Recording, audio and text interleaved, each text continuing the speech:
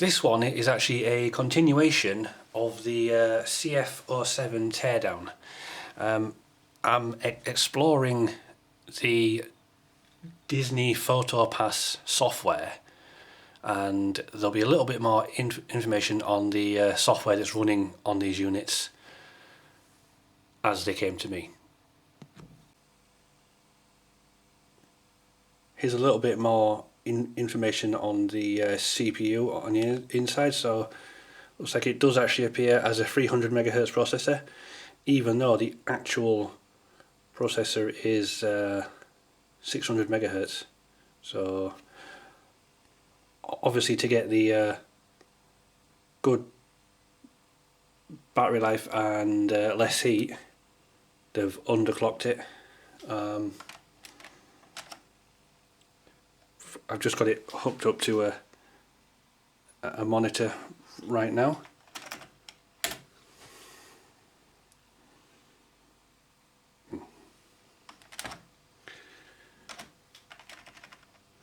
So yeah, it does actually look like this used to belong to Walt Disney World. Unfortunately, this isn't the one that still has the software on it. Let me see if I find another one, and I'll boot that one up. So this is the another one that I booted. May as well use this opportunity to go through the BIOS. So it's a standard Phoenix BIOS, and it looks like the CMOS battery has run out on this one. But yeah, so we've got two serial ports, a wireless modem. Again, I'm not sure if that's like a GPRS modem or something else entirely, because this one here in its dock has a separate button for wireless. Now, none of the others that I've got have that. Obviously there's the aerial for it.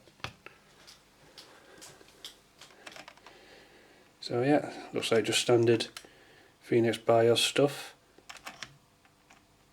You can choose a boot priority there, and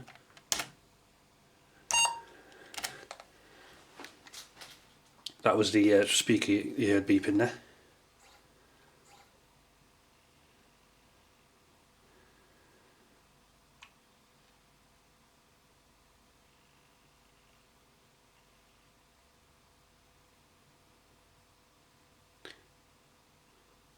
So okay, yeah, it looks like this one has Windows XP, and it looks like at some point I've updated it to Service Pack 3.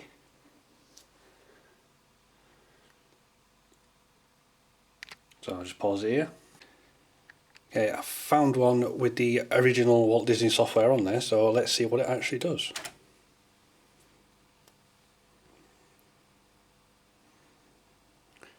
Don't really know too much about this software, other than I believe at one point Walt Disney had people walking around with these and a camera, just taking photos of people. Oh, here we go. So it's asking for some kind of ID. Don't really have one, so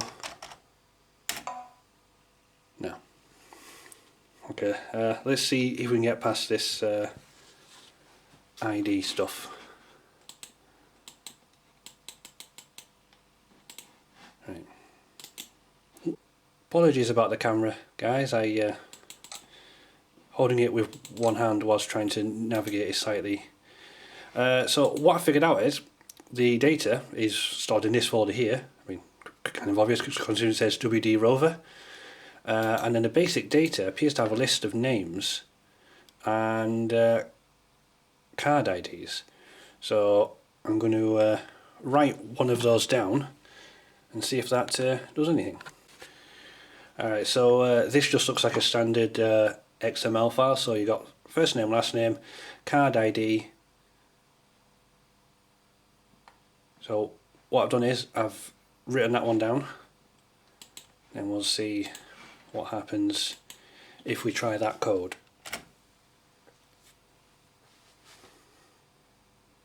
I mean, it even said a bit of a clue of what it was doing there. It was loading XML files there.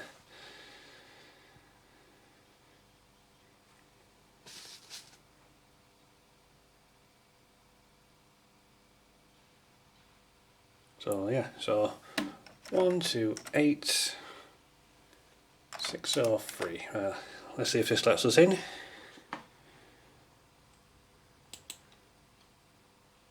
Oh, okay, we're in. Here we go. So I've got name up there. Don't know who that is, of course.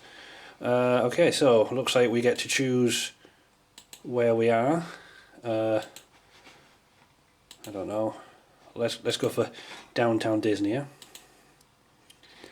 And we'll say we're at a Santa event. Why not? Okay. So just at a quick glance, it would look like that this is where I'm supposed to tag who else is going to be in the photo, or who is in the photo perhaps. So I don't know, we'll go for Sully.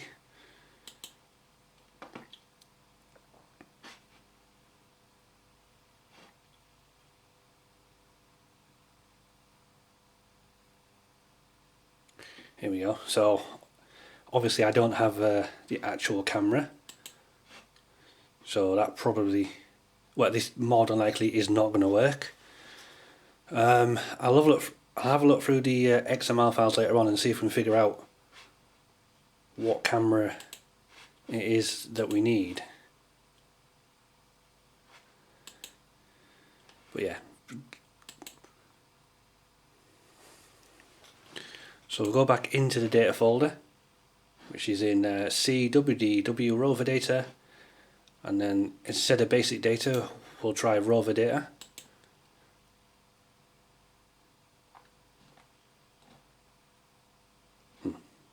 Or maybe not.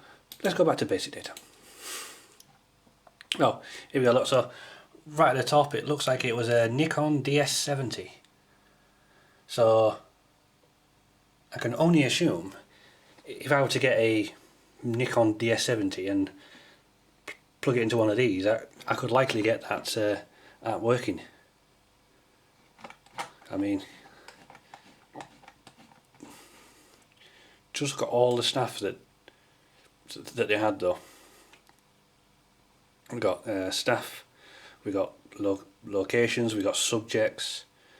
So it actually seems quite easy just to edit this to how you want it. I mean, you could probably put your own name in there, first name, last name.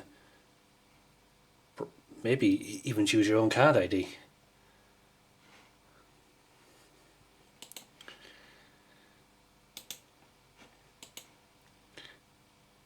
And it looks like, see, I don't know if the dates are right. So, I mean, last modified 1999.